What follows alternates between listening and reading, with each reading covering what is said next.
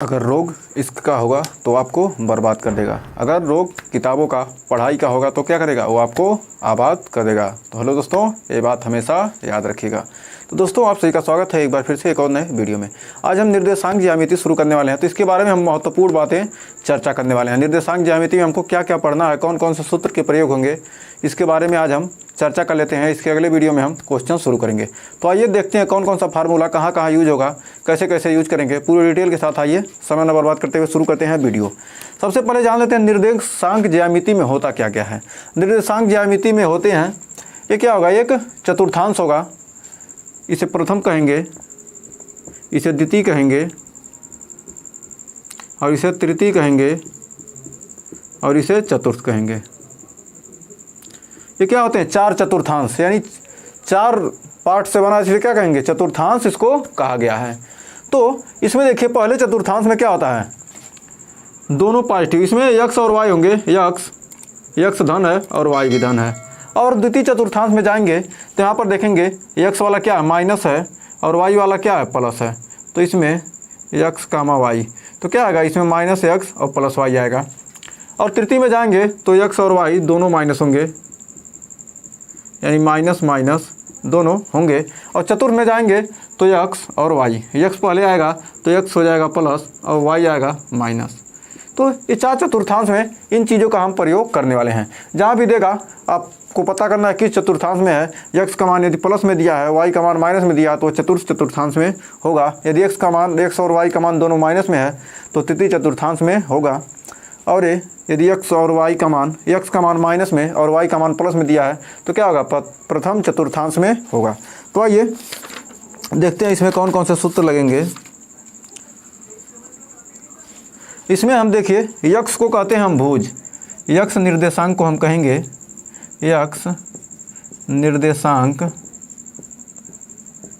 को भुज कहते हैं, और वाई निर्देशांक को हम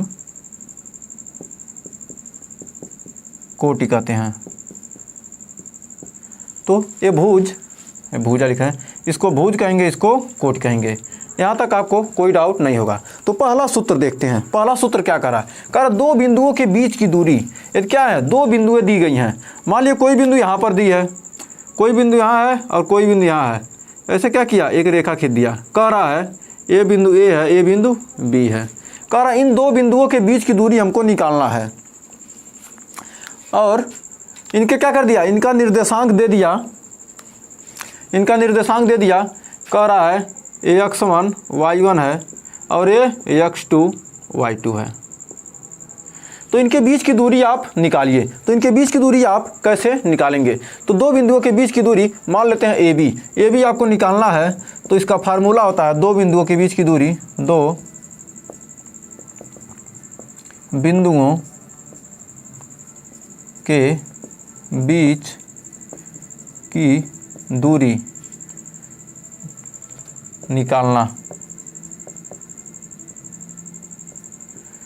तो निकालेंगे कैसे, तो दो बिंदु क्या है, ए और बी हैं, जिनके निर्देशांक x1 y1 और x2 y2 है। तो इसका फार्मूला होता है अंडर रूट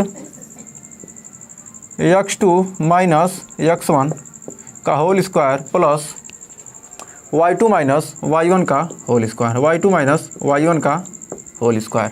ये पहला फार्मूला आपका निकल के आ गया।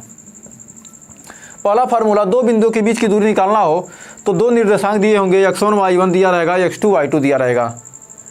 यदि यहीं दे देता 5,4 और ये दे देता 3, ए बराबर दे देता 5,4 और बी बराबर दे देता 3,5, तो इसका क्या कहता कि आप इसकी क्या कीजिए, इन बिंदुओं के बीच की दूरी निकालिए।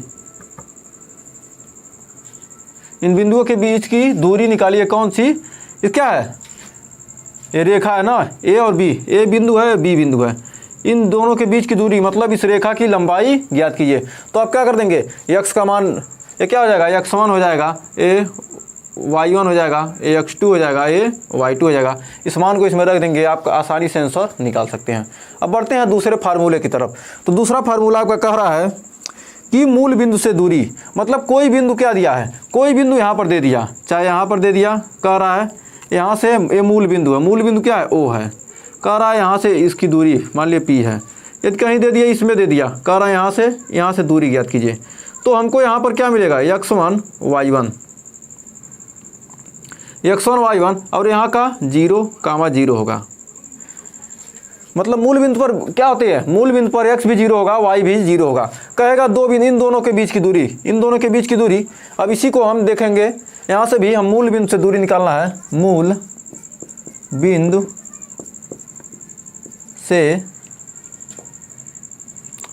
से P की दूरी, मतलब कोई बिंदु P दिया है, उसकी क्या है, मूल बिंदु से दूरी पूछ रहा है। तो हम देखेंगे x1 y1 और ये क्या है, x2 y2 है। x2 y2 का मान क्या है, 0, है। तो x2 y2 तो क्या है, p बराबर दिया कितना है, x1 y1।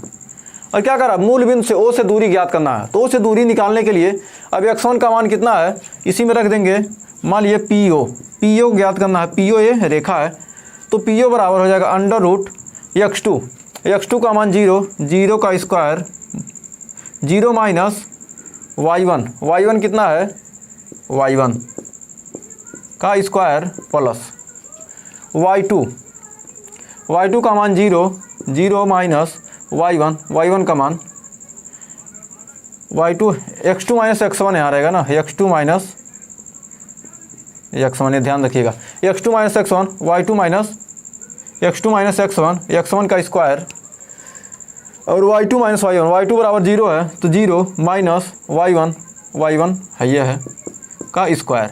अब इसको हल करेंगे तो कितना हो जाएगा, ये माइनस का स्क्वायर करेंगे प्लस हो जाएगा, x1 का स्क्वायर प्लस y1 का स्क्वायर। तो ये सीधा हम लिख सकते हैं क्या, मूल बिंदु से किसी बिंदु की दूरी पूछेगा तो क्या लिख देंगे, x1 square under root x1 square plus y1 square, सीधा आप निकाल सकते हैं। तो हमने 2 फार्मूला पढ़ लिया। अब बढ़ते हैं तीसरे फार्मूले की तरफ। अब कह रहा है कोई 2 बिंदु दे दिया, 2 बिंदु क्या किया, दे दिया। अब कह रहा है यहीं से क्या करेंगे, ये कोई बिंदु यहाँ पर बना लिया, यम बिंदु बना लिया, कोई बिंदु यम है। क्या कह रहा है बताइए इस बिंदु का निर्देशांक ज्ञात कीजिए। और क्या कह रहा है यह क्या हो, यह 2 भाग में काटे और यह 3 भाग में काटे, यानी इसको मान लेते हैं Q। और क्या कर रहा है, इसको 2 संबंधित 3 के अनुपात में मान लेते हैं, ये m1 दूरी इसकी हो और ये दूरी m2 हो, तो इस बिंदु का निर्देशांक क्या होगा। तो इस बिंदु का निर्देशांक कैसे निकालेंगे, मतलब क्या है, जब कोई 2 बिंदु क्या करते हैं, 2 बिंदु को क्या करे, कोई तीसरा बिंदु क्या करे, किसी अनुपात में काटे, मतलब क्या, ये P और ये Q, ये 2 बिंदु हैं, इनको क्या कर रहा, कोई रेखा क्या कर रहा है, इसे कट कर दे रही है। क्या कर रहा है, 2 संबंध 3 के अनुपात, यानी m1 संबंध m2 के अनुपात में बांट रही है। तो क्या कर रहा है, इस बिंदु का निर्देशांक क्या होगा। बीच में काटता तो हम बीच वाला फार्मूला जानते हैं, बीच वाला फार्मूला भी बताएंगे। तो क्या करती है, 2 बिंदुओं के बीच की दूरी निकालना होता, इसका निर्देशांक निकालना होता, निकाल लेते। लेकिन क्या कर रहा है 2 भाग में काट रहा है, इसको 3 भाग में काट रहा है, इसको m1 भाग में काट रहा है, इसको m2 भाग में, तब इसका निर्देशांक क्या होगा। इसका निर्देशांक हम निकालने के लिए आइए निकालते हैं, पहले इसको सॉल्व कर लेते हैं जल्दी से। तो भाई इसका सूत्र देखते हैं। जब क्या करें, इसको m1 है और m2 भाग में काट रही है, तो निर्देशांक x का y हो जाएगा। मान लीजिए उसका निर्देशांक निकालना है, वो बिंदु मान लेते हैं, ये क्या है, AB रेखा है और बिंदु P यानी m1 संबंध m2 के अनुपात में काट रही है, तो इसका मान लेते हैं निर्देशांक x y है, और ये क्या है, x1 y1 है, x2 y2 है, तो x1 x2 यानी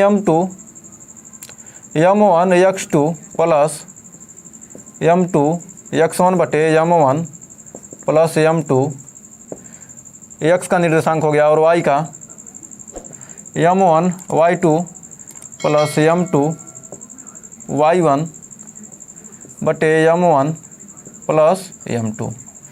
क्या करेंगे, यहाँ से हम निकाल सकते हैं कि क्या है, 2 बिंदु क्या है, 2 बिंदु को क्या करें, 2 बिंदुओं के कोई एक बिंदु क्या करे, बीच में से प्रतिच्छेद कर रही है, 2 संबंधित कोई रेखा क्या है, कोई रेखा AB है, उस पर क्या है, 2 बिंदु A और B पर 2 बिंदु हैं, और उनके बीच क्या करे, कोई एक रेखा आ रही है P, उस बिंदु पर क्या कर रही है, m1 संबंध m2 के अनुपात में काट दे रही है तो उसका निर्देशांक क्या आ जाएगा, p x कामा p का मान निकालेंगे x कामा y, एक्स वाई का निर्देशांक उसका निकालेंगे तो इतना आ जाएगा। तो उम्मीद है ये भी आपको क्लियर हो गया होगा।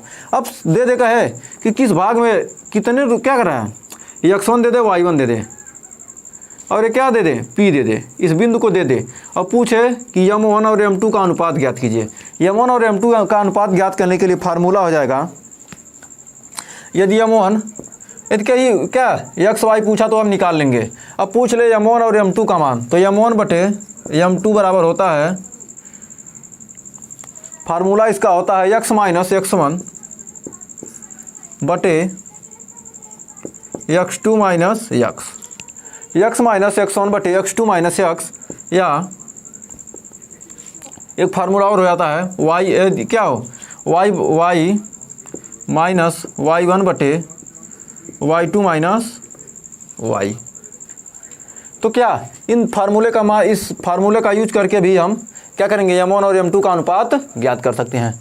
ये हो गया, हमने दो फार्मूला पढ़ा, ये हो गया तीसरा, ये हो गया चौथा, ये दोनों एक ही हैं, इन दोनों से ही इससे ये आया है, इस फार्मूले से ये बना है। तो क्या हमने यहाँ से निकाल लिया। अब बढ़ते हैं पाँचवें फार्मूले की तरफ जो बहुत ही बेहतरीन है।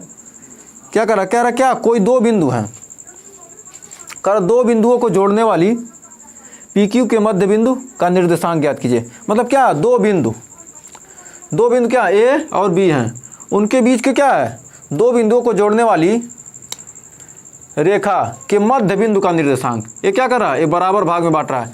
दो रेखाएं हैं, मान ली A और B हैं, A और B है, कोई बीच में एकदम बीचों बीच क्या है बिंदु P है। तो क्या है, इसका मान दे दिया x1 और y1 और इसका दे दिया x2 और y2। अब पूछ रहा है इसके मध्य बिंदु का निर्देशांक क्या होगा, इसका निर्देशांक ज्ञात करना है। तो कैसे निकालेंगे इसका निर्देशांक, आप सीधा निकाल सकते हैं। इसका फार्मूला होता है, मान लेते हैं निर्देशांक x y है, तो x कामा y निकालना है तो लिख सकते हैं x1 प्लस x2 बटे 2 कामा y1 प्लस y2 बटे 2। ये क्या हो जाएगा, ये आ गया आपका पाँचवा फार्मूला।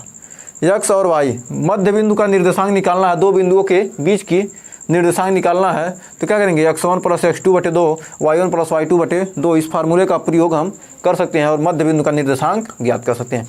तो आइए लास्ट और बहुत ही बेहतरीन फार्मूला देखते हैं। ये बहुत ही बेहतरीन क्या कर रहा है, कोई त्रिभुज दे दिया हो, एक कोई त्रिभुज दे दिया और इसके क्या कर दिए, निर्देशांक दे दिए। मान लीजिए निर्देशांक दे दिया x1 y1, इसको दे दिया x2 y2 और इसको दे दिया x3 y3। कह रहा है इसका क्षेत्रफल ज्ञात कीजिए। तो कैसे निकालेंगे, अब निर्देशांक दिया, दूरी थोड़ा दिया कि अब क्षेत्रफल निकाल लेंगे कि समबाहु त्रिभुज का क्षेत्रफल 1/2 आधार गुणे ऊंचाई। तो ऐसा यहाँ पर नहीं लग पाएगा। तो क्या कोई त्रिभुज दे दिया, उसका क्षेत्रफल निकालने के लिए त्रिभुज का क्षेत्रफल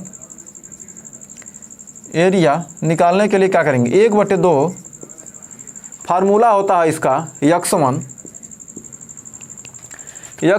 into y2 minus y3 plus x2 into y3 minus y1 plus x3 into y1 minus y2। ये फार्मूला यूज करके क्या कर सकते हैं, कोई भी त्रिभुज दे दिया हो और उसके निर्देशांक दिए हैं तो क्या करेंगे, उसका हम क्षेत्रफल आसानी से निकाल सकते हैं। फार्मूला, हाँ फार्मूला सही है। तो देखिए यहाँ से क्या कर सकते हैं, आप किसी भी त्रिभुज, कोई भी त्रिभुज दे दिया हो और उसके क्या निर्देशांक दे दिए गए हो तो उसका क्षेत्रफल आसानी से आप निकाल सकते हैं। तो उम्मीद है ये जितने भी हमने 5-6 फार्मूले पढ़े हैं, इन्हीं का हम यूज करने वाले हैं निर्देशांक ज्यामिति चैप्टर में। इन सभी फार्मूलों का यूज हम अच्छी तरीके से जब क्वेश्चन करेंगे तो आपको समझ में आ जाएगा कि इसका यूज कहाँ पर किस लिए हुआ है। तो अगर आज का सेशन पसंद आया तो वीडियो को लाइक शेयर कीजिएगा और चैनल पर पहली वीडियो किए हैं चैनल को सब्सक्राइब जरूर कीजिएगा। मिलेंगे नेक्स्ट वीडियो में इसके क्वेश्चन के सॉल्यूशन के साथ, बहुत ही बेहतरीन तरीके से सारे क्वेश्चन हम कवर करेंगे। तब तक के लिए टेक केयर, मिलते हैं नेक्स्ट वीडियो में।